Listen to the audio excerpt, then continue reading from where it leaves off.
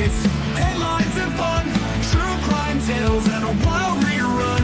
Bits of news to brighten your day in the latest, wackiest, petty expressway. Scandals, gators, space coast too.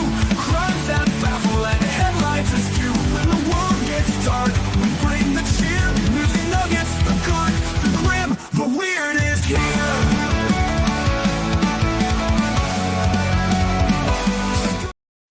Hey guys, it's Mo from Mo in the Deep End, and this might be a little bit of a longer nugget, but I'm going to try to keep it, on topic, allegedly in Minecraft. But this was a story that I had reported on about, the person, the suspect who has been jailed. There are now questions as to his, confession and things like that.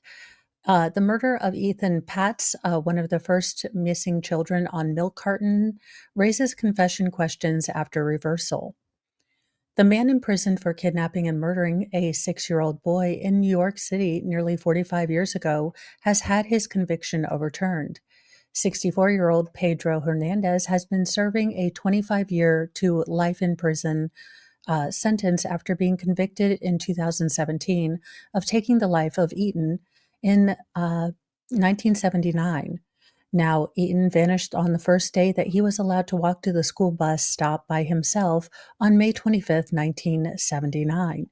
He was one of the very first children to be pictured on milk cartons in a case that drew national attention.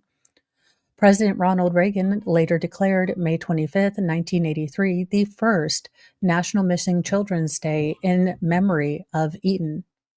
Now, on the morning of May 25th, 1979, the first grader was granted permission from his parents to walk alone to the bus stop, located just a block and a half away from where the family lived. Now, I know that kindergarten seems really young to allow this, especially in a city like New York, but it was the 70s. The kids were kind of free range. I mean, I know even in the early aughts, I was kind of free range.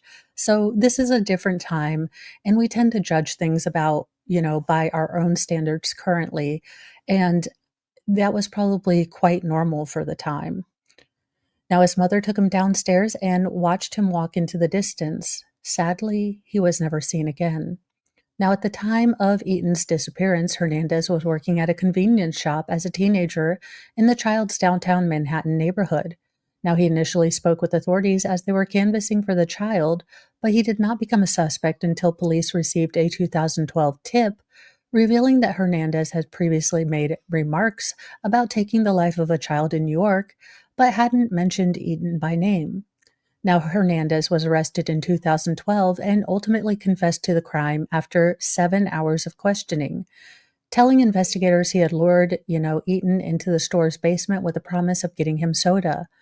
Now, once inside, he said that he choked the child because something just took over him, before putting Eaton, who Hernandez says was still alive, inside a box and leaving it alongside a pile of trash. Now, however, and there is an opposing side to this, Hernandez lawyers insist the confession was a result of a mental illness that caused their client to misinterpret his imagination from reality.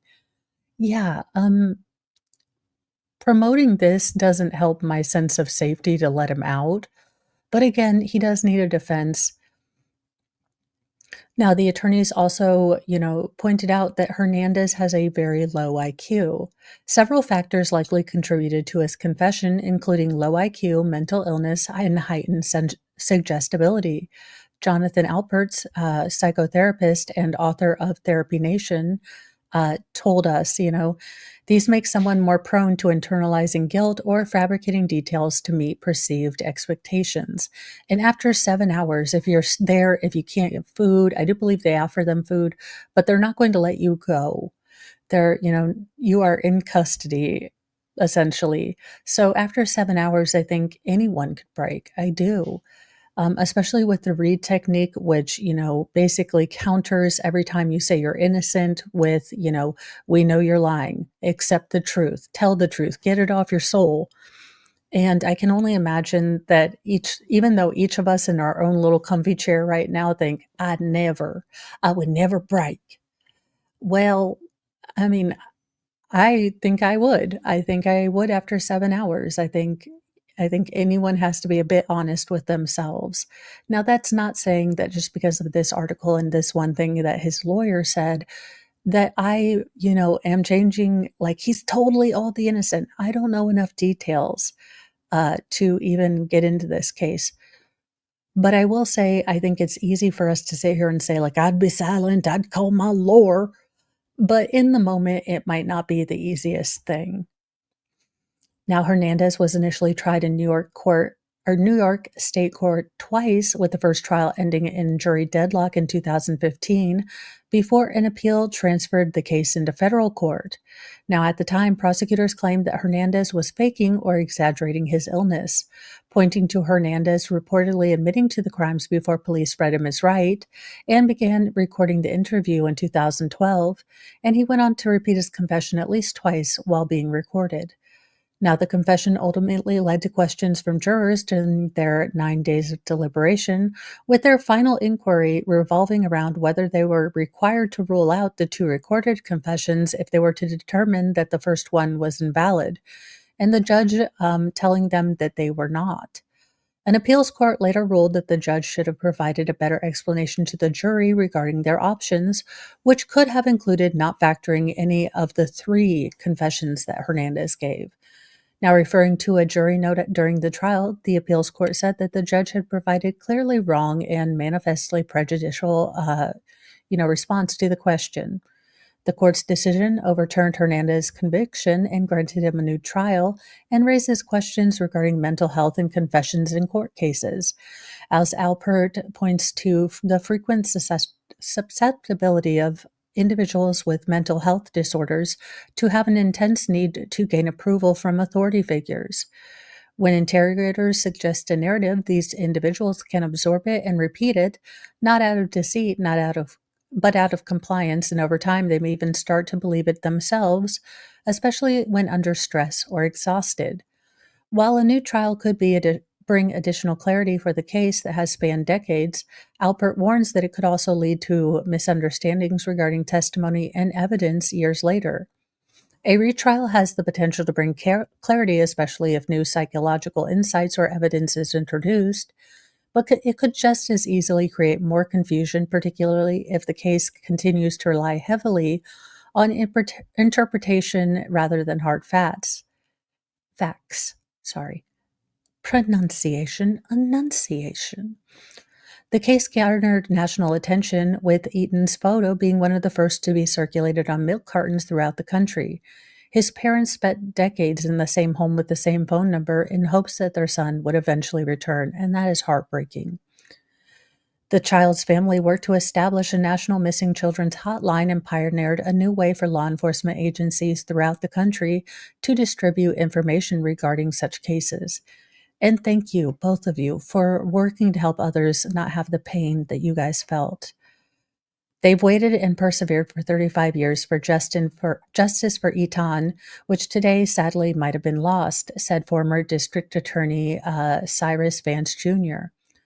The court ordered Hernandez's release unless he receives a new trial within a reasonable amount of time. For more than 13 years, Pedro Hernandez has been in prison for a crime he did not commit, and based on a conviction that a Second Circuit has now made clear was obtained in clear violation of the law, Hernandez's lawyer, Harvey Fishman, said in a statement. We are grateful the court has now given Pedro a chance to get his life back, and we call upon the Manhattan District Attorney's Office to drop these misguided charges and focus their efforts on where they belong, on those who are actually responsible for the disappearance of Etan. Now, Manhattan District Attorney's Office did not respond. And so this does bring to light, questions regarding how interrogators treat mental health, how we do interrogations. Is the Reed method really the best method?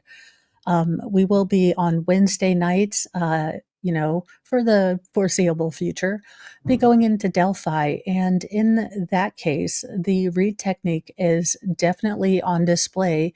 And, watch the, interrogations, see if you would be able to stand up and be quiet and not, fall into the, confession trap.